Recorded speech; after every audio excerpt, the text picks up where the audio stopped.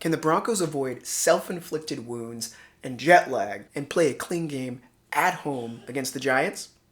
Let's get it.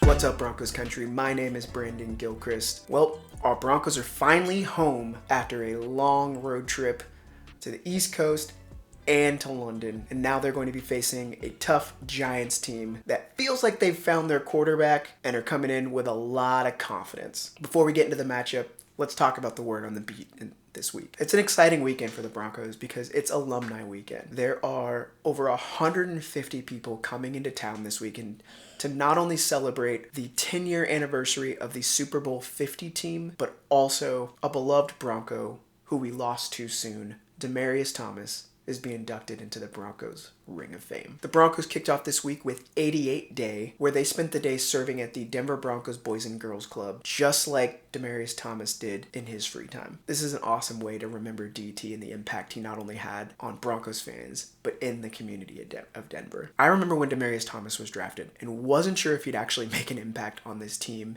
He and Eric Decker started off hurt when they were drafted and spent much of the offseason in recovery.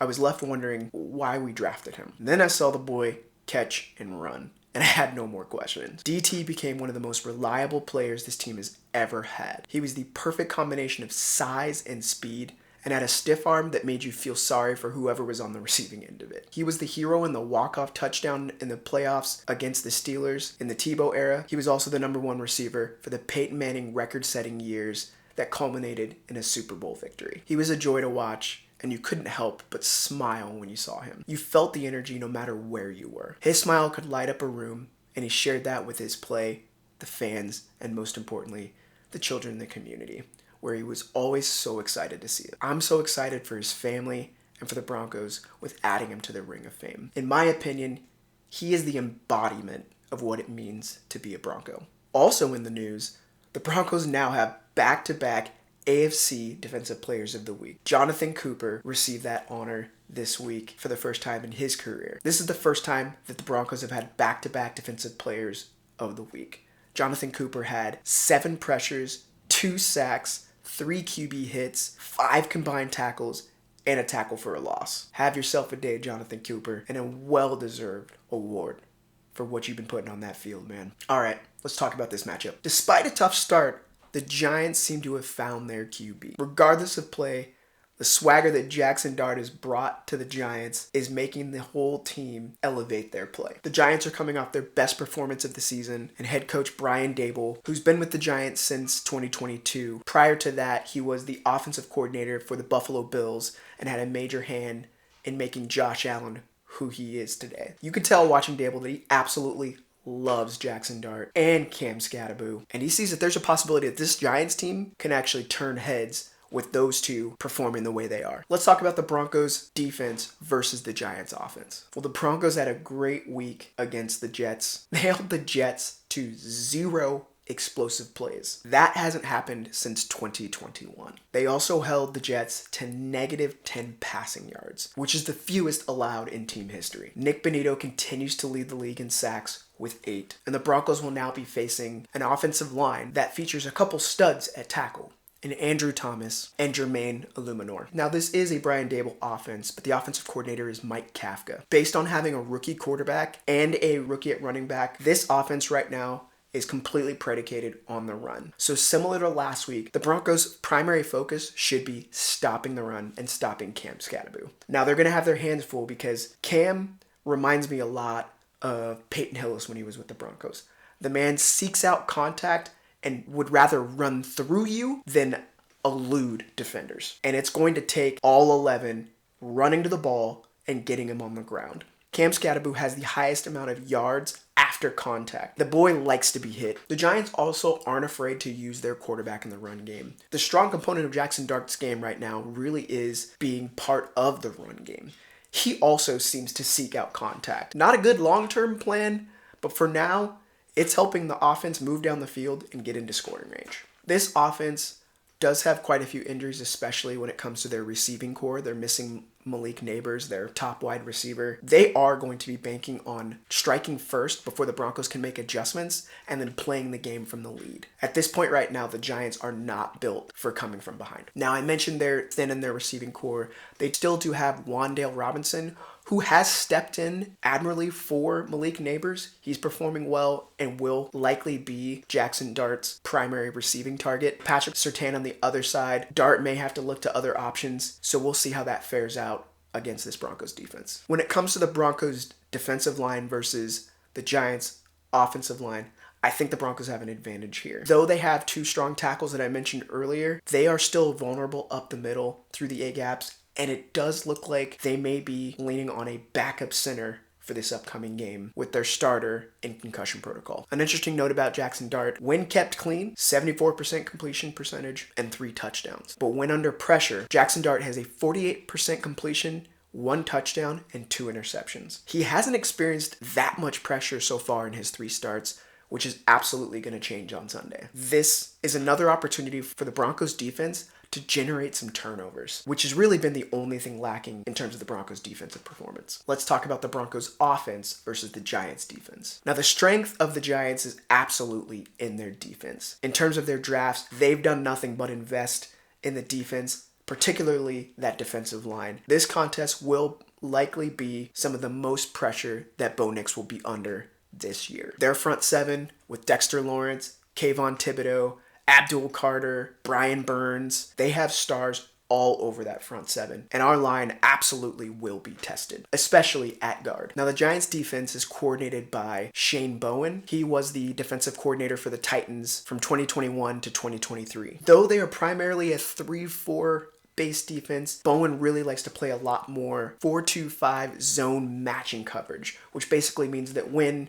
receivers run through particular zones, that defender follows that receiver. This group absolutely prides himself in stopping the run, so this could be another tough day for J.K. Dobbins, but I would argue this is also an opportunity for us to utilize R.J. Harvey and J.K. Dobbins together in a way that tests the perimeter as well as the center of the defensive line. The Giants secondary is definitely where they are most vulnerable. I wouldn't be surprised if we test it early. Though we still need to make sure that we're running the ball, we absolutely can test this secondary and see if we can find success here to really open up the rest of the offense. This looks like this could be a game where we throw to open up the run. Considering the type of weekend this is, I'm banking on Courtland Sutton having a big day here. You can also see that Bo Nix is starting to find some rhythm with Evan Ingram and Pat Bryant. I wouldn't be surprised if all 3 have big days on Sunday. Now let's talk about special teams. The Giants special teams is coordinated by Michael Gabriel. He previously was the Jets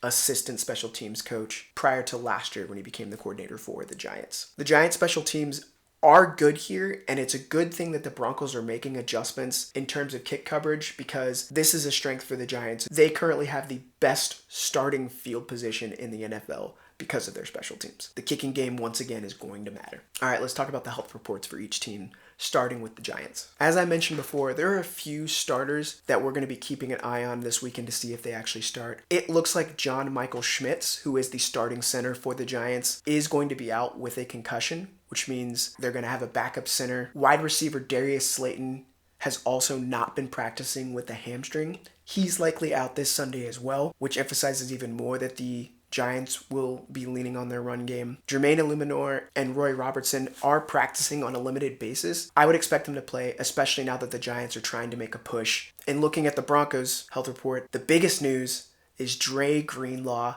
is practicing. For the first time since being placed on IR, he's been practicing on a limited basis. It's still going to be a game time decision whether he starts this Sunday or next Sunday against the Cowboys, but the good news is he seems to be progressing and on track to finally see the field. Jonah Ellis continues not to practice.